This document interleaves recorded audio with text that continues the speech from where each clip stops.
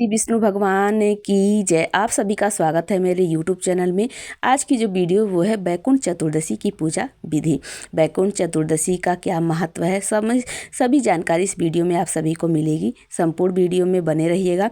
तो चलिए वीडियो शुरू करते हैं। सबसे पहले बता दें 14 नवंबर को बैकुंठ चतुर्दशी मनाई जाएगी।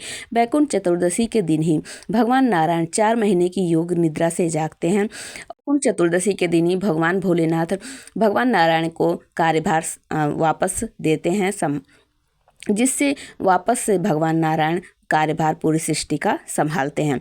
तो बैकुंठ चतुर्दशी के दिन ही ऐसा कहा जाता है, जो भी भक्त जो भी मनुष्य पूजा करता है भगवान भोलेनाथ और भगवान नारायण की, उनको बैकुंठ में वास मिलता है।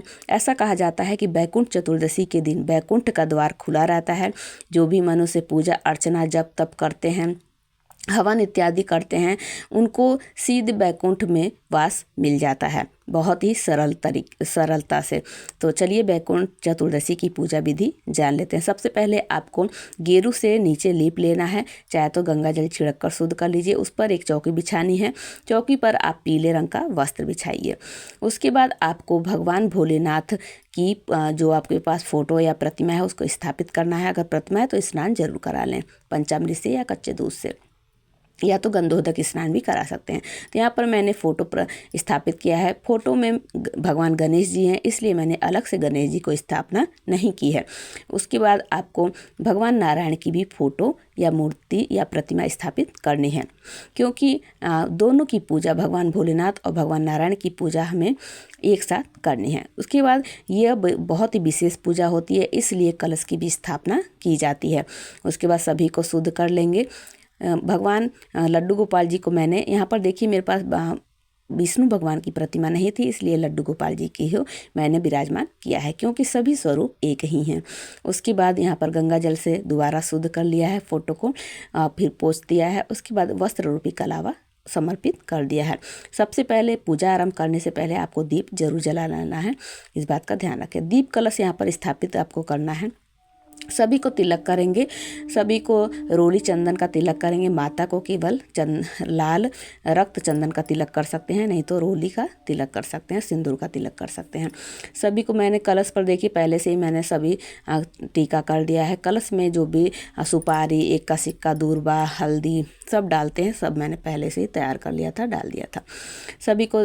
उसके बाद भगवान भोलेनाथ को केवल चंदन का तिलक किया जाता है, और सभी को आप रोली और चंदन दोनों का तिलक कर सकते हैं।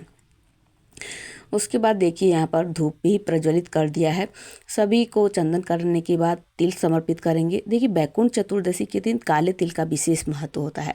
भगवान नारायण को और भगवान भोलेनाथ को सभी को मालूम है कि काला तिल बहुत प्रिय है। तो काले तिल का आप प्रयोग करें, पूजा में भी, चढ़ाने में भी, और दीप जो आप प्रज्वलित करेंगे उस दिन बैकुंठ चतुर्दशी के दिन 14 दीपक का विशेष महत्व होता है। तो 14 दीपक आप जरूर प्रज्वलित करें। कब कैसे समर्पित करना है, तो 14 जो दीपक होते हैं उसकी वीडियो में आप लोगों को चैनल पे मिल जाएगी, चाहे तो चेकआउट कर लें। उसके बाद हम भगवान गणेश जी को दूर्वा चढ़ाएंगे, भगवान नारायण को तुलसी प्रिय है, तुलसी चढ़ाएंगे, और भगवान भोलेनाथ को आप भांग, धतूरा और आकड़े का फूल, आकड़े का पत्ता, ये सब, समी पत्र, ये सब आप चढ़ा सकते हैं। समी फूल मिल जाए तो समी का फूल भी समर्पित कर सकते हैं। तो उसके बाद हम दिखाएंगे धूप दिखाएंगे भगवान को, भगवान गणेश जी को, नारायण भगवान को, भगवान भोलेनाथ को, और जो कलश में सभी देवी देवता हैं उनको भी धूप दिखा दिया है। उसके बाद हम लगाएंगे भोग में आप जो भी मौसमी फल है, जैसे इस टाइम सिंघाड़ा, शकरकंदी आता है, वो मौसमी फल कुछ भी आप ले सकते हैं। उसके बाद एक मीठे में अगर आप कोई खीर बनाए हैं तो उसका भोग लगा सकते हैं, नहीं तो मीठे में कोई भी मिठाई आप ले सकते हैं, घर पे बना सकते हैं, या तो बाज़ार से भी लाकर भोग लगा सकते हैं। दक्षिणा आपको ज़रूर समर्पित करना है, दक्षिणा भी समर्पित कर देना है।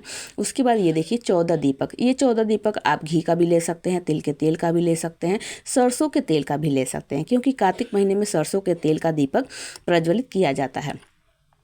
तो ये दीपक आपको ऐसा कहा जाता है कि मध्य रात्रि यानी मध्य रात्रि से लेकर सुबह 4 बजे तक आप ये दीपक प्रज्वलित किया जाता है, जो 14 दीपक हैं।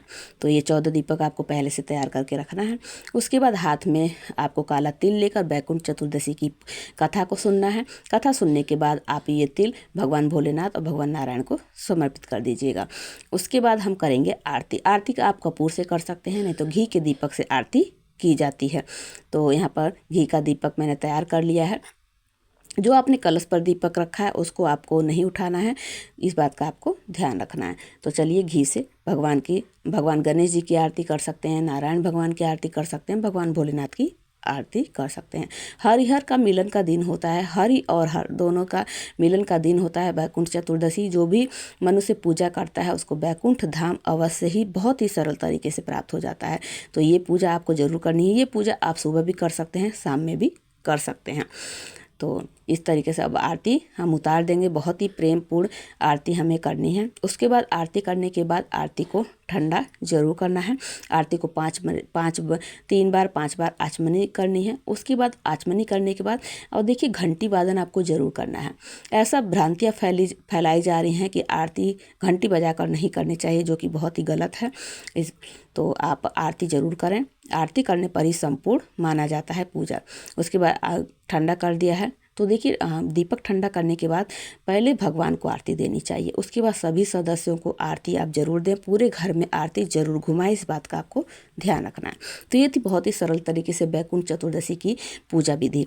पूजा जरूर करें, क्योंकि बैकुंठ का धाम खुला रहता है और भगवान नारायण के साथ साथ भगवान भोलेनाथ दोनों की कृपा सहज ही मिल जाती है। तो आई होप आप लोगों को ये छोटी सी वीडियो पसंद आई होगी, हेल्पफुल रही होगी। एक रिक्वेस्ट है, अगर वीडियो पसंद आए, हेल्पफुल रहे तो प्लीज़ चैनल को लाइक शेयर एंड सब्सक्राइब जरूर कर लीजिएगा, ताकि ऐसे ही हेल्पफुल वीडियो आप सभी को सहज ही प्राप्त हो जाए। तो चलिए मिलती हूँ ऐसे ही हेल्पफुल वीडियो के साथ। तब तक के लिए बोलिए श्री विष्णु भगवान की जय, लक्ष्मीपति नारायण की जय और भगवान भोलेनाथ की जय।